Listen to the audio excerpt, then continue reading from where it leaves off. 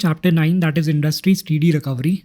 Industry accounts for 31% of the GDP on average and employs 12.1 crore people. Demand stimulation to industrial growth includes strong domestic consumption. Growth and investment revival is expected to keep industrial production humming. Strong external demand also served the Indian industry well in FY22 when manufactured exports soared, responding to a rebound in global growth. Trade has also recovered and grown as bottleneck in the global supply chains eased. Um, Indeed, an increase in investment demand has emerged as another powerful stimulus to industrial growth. Also, FY23 recorded the highest share of gross fixed capital formation in GDP among all half years since FY15. Supply response of industry. Supply response of the industry to demand stimulus has been robust. PMI manufacturing, for example, has remained in the expansionary zone for 18 months since July 2021. The eight core industries have held steady, reflecting a broad momentum in industrial activity. Robust growth in the bank credit industry. Now, extended credit linked guarantee scheme supports around 1.2 crore businesses, of which 95% are MSME. Furthermore, growth in credit in MSME was buttressed by rebounding consumption levels, particularly in service sector. Share of MSME in gross credit offtake to industry rose from 17.7% in January 2020 to 23.7% in November 2022. Resilient FDI inflow in manufacturing sector. Annual FDI equity inflows jumped from US dollars 12.1 billion US dollars in FY21 to 21.3 billion US dollars in FY22. With the Russia-Ukraine conflict, FDI equity inflow in manufacturing in the first half of FY23 fell below its corresponding level in the first half of FY22. FDI policy reforms to bolster investment. 100% FDI under automatic route was permitted for sale of coal and coal mining activities.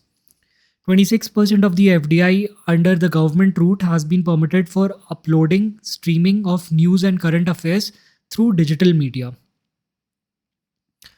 100% FDI has been permitted in intermediaries or insurance intermediaries. To curb opportunistic takeovers and acquisition of Indian companies, entities of a country which share a land border with India or where beneficial owner of investment into India is situated in or in is a citizen of any such country can invest only under the government route.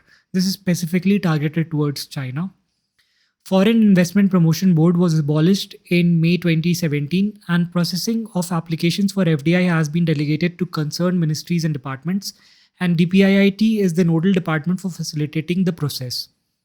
A revamped portal, Foreign Investment Facilitation Portal, has been launched as the online single point interface of the Government of India for investors to facilitate FDI.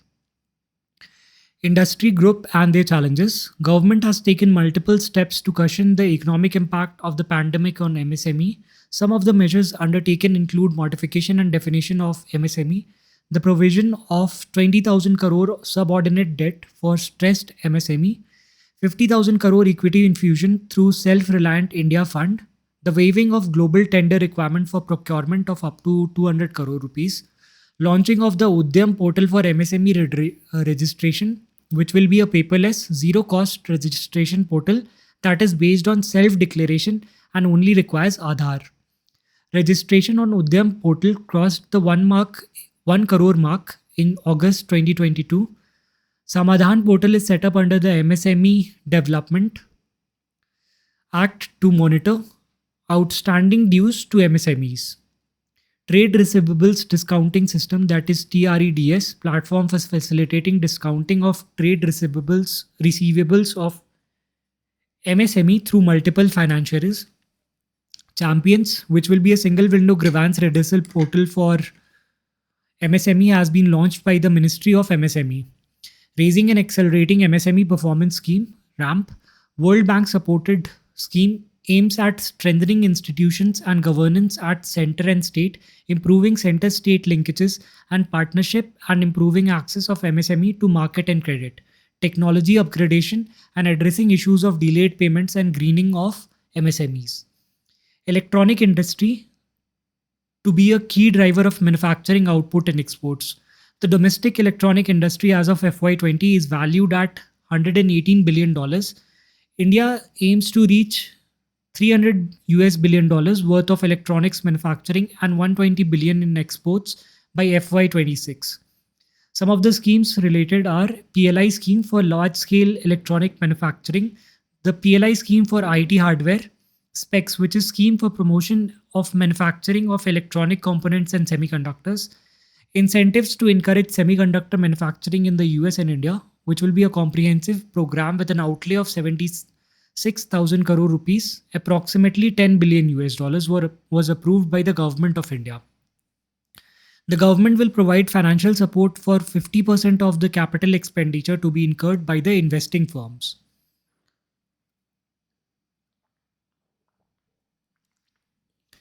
Now, the growth in the electronics exports has seen a robustness, as in for FY18 it was 3.9 billion US dollars, which has increased in FY23 to 13.8 billion dollars.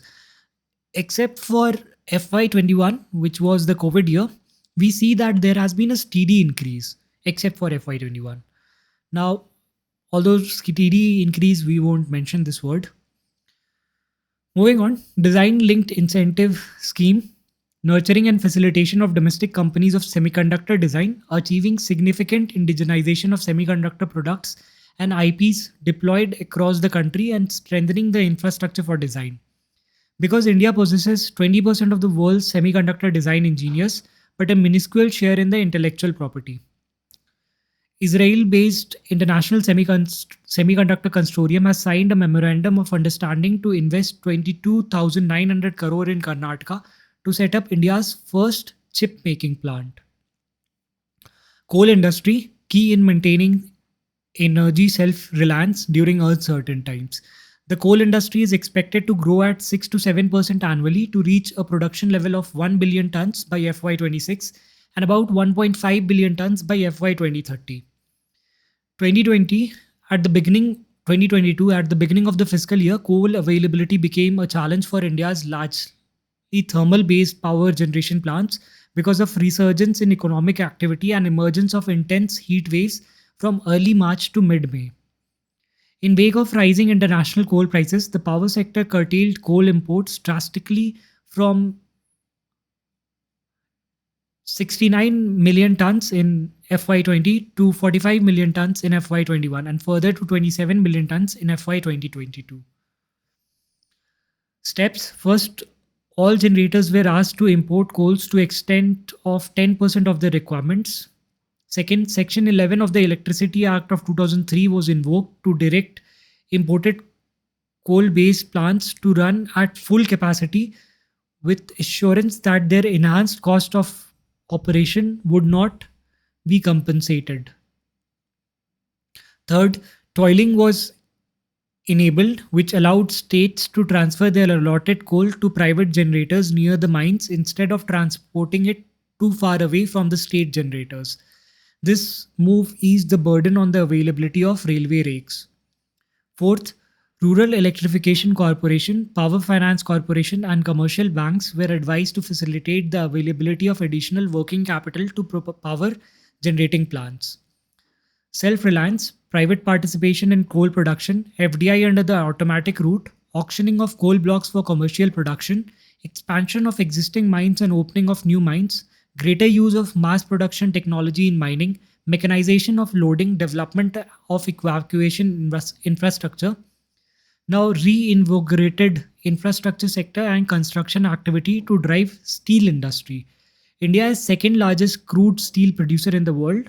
The growth in finished steel production is aided by double-digit growth in consumption, which is 11% year-on-year basis, bolstered by a pickup in the infrastructure sector, significantly driven by the capex capital expenditure of the government.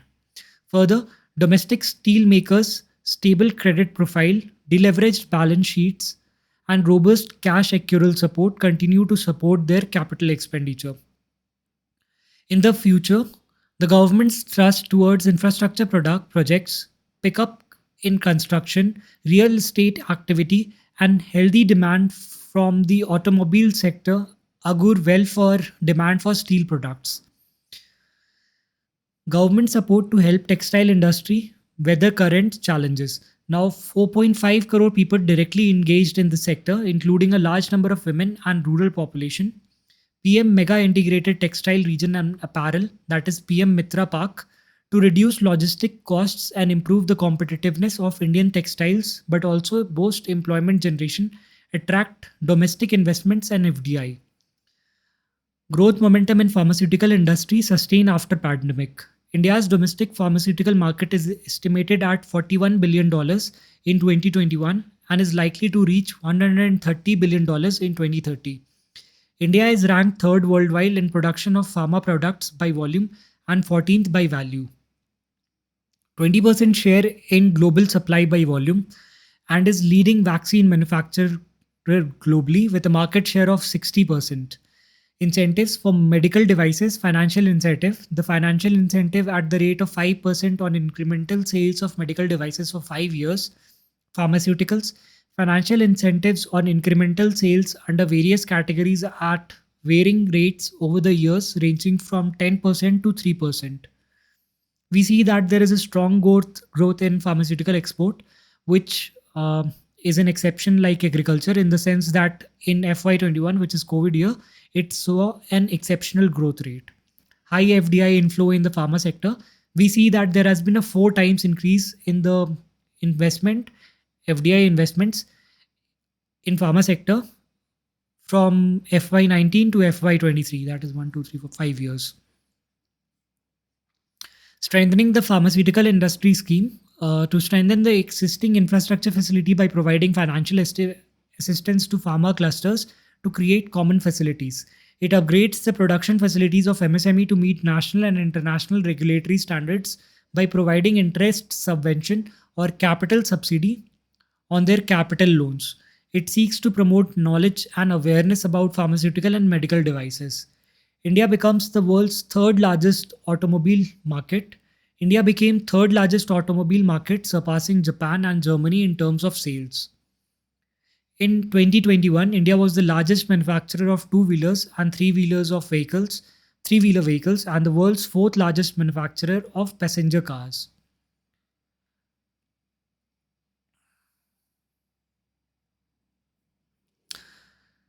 Contribution is 7.1% to the overall GDP and 49% to the manufacturing GDP, while generating direct and indirect employment of 3.7 crores at the end of 2021. Electric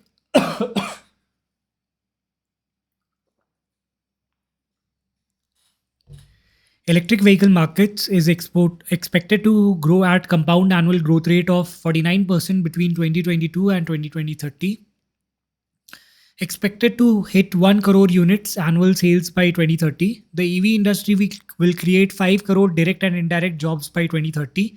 Challenges faced by the industry are higher borrowing costs and tempering of the global demand amongst in the near terms. Among structural issues, the increase in long-term third-party vehicle insurance premiums has increased the total upfront insurance cost by about 10 to 11%, especially for two-wheelers causing low sales. India's prospect as a key player in global value chain, Make in India 2.0 and PLI schemes. Make in India 2.0 is now focusing on 27 sectors with PLI schemes having following features. The scheme spread across 14 sectors can enhance India's annual manufacturing capex by 15% to 20% from FY23. Advantages: it can make Indian manufacturers globally competitive, attract investment in areas of core competency and cutting edge technology, ensuring efficiencies, creating economies of scale, and make India an integral part of the global value chain. Recent developments: launch of a design led PLI in June 2022 to promote the entire value chain in telecom manufacturing, to build a network strong ecosystem for 5G as part of PLI scheme for telecom networking products. PLI scheme tranche 2 on national program on high efficiency solar PV modules. Now, regarding the shipbuilding sector, achieving self reliance and promoting Make in India to boost ancillary industries. Sector generates opportunities for smaller businesses and strengthens supply chain network.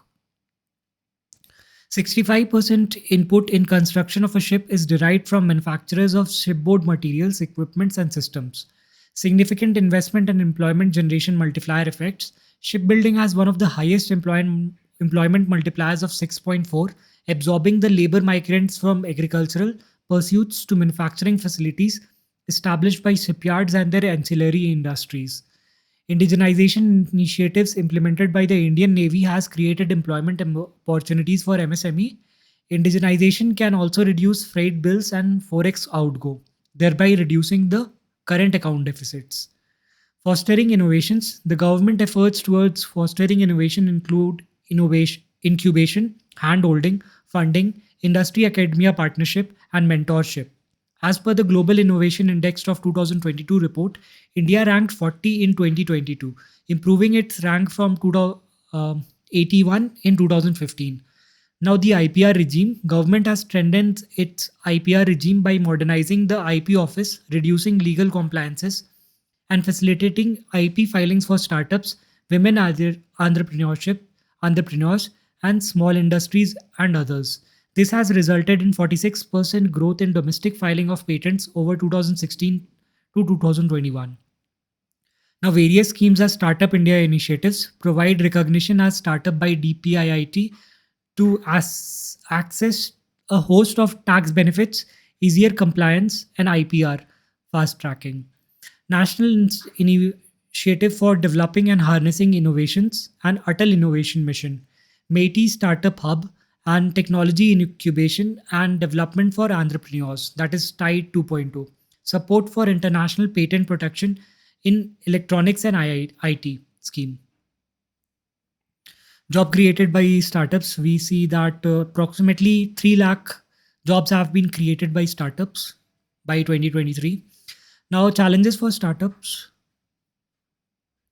The challenges include funding, revenue generation struggles, lack of easy access to supportive infrastructure, or wading through the regulatory environment and tax structures. Issue of flipping, that is process of transferring the entire ownership of an Indian company to an overseas entity for favorable legal environments and taxation. Policies accompanied by a transfer of all IP and all data hitherto owned by the Indian company. Reverse flipping due to positive interventions due to relatively easy access to capital through vibrant private equity venture capital ecosystem, changes in rule regarding round tripping, and the growing maturity of India's capital market. Steps to accelerate reverse flipping, simplifying the process for grant of interministerial board certification for startups, further simplification of taxation of employee stock options, simplifying multiple layers of tax and uncertainty due to tax litigations, simplifying procedures for capital flows. Many countries such as US, Singapore have easier corporate laws, facilitating improved collaboration and partnerships with established private entities, exploring the incubation and funding landscape of startups. Structural reforms have enhanced the ease of doing business. The DPIIT Business Reform Action Plans 2020, 7,496 reforms were implemented across state and union territories, significantly enhancing the ease of doing business across the country.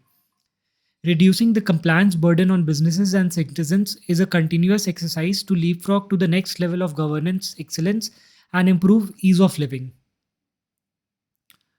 DPIIT's regulatory compliance portal, it has integrated multiple existing clearance system of various ministries, departments of Government of India and state governments.